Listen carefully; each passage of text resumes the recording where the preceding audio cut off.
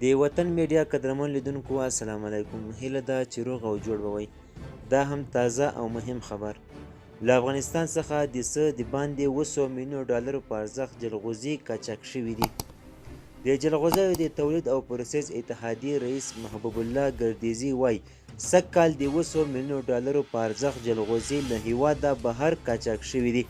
د زیاتوي زموږ له هیواده د څه د پاسه 200 میلیونو ډالرو په ارزښت جلغوزي قاچاق شوي دي او د نړۍ بازارونو ته د نورو هیوادونو په نوم وړاندې شوي. دغه اتحادیې پر طالبانو غږ وکړ چې د جلغوزیو د صادراتو پر پراخولو او قانوني کولو سره د دغه با ارزښته افغاني حاصلاتو د قاچاق مخه ونیسي.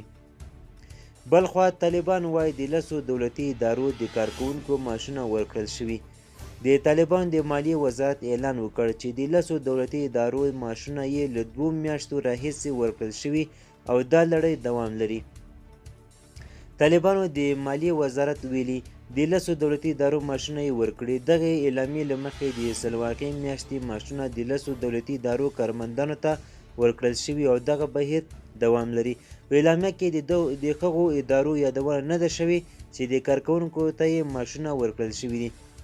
خو د مالیې وزارت وایي چې د دولتي کارکوونکو د 3 میاشتنیو معاشونو د پلي کولو بهیر وخت نیسي او په همدې خاطر یې اوس هڅې پیل کړي چې د دوی د 2 میاشتنیو معاشونو په کم وخت او اقتصادي ستونزو ته جدي پاملرنه وکړي. قدرمن لیدونکو زموږ خبر تر همدې ځای و. د لا زیاته معلومات لپاره زموږ چینل سره سبسکرایب کړئ. مننه.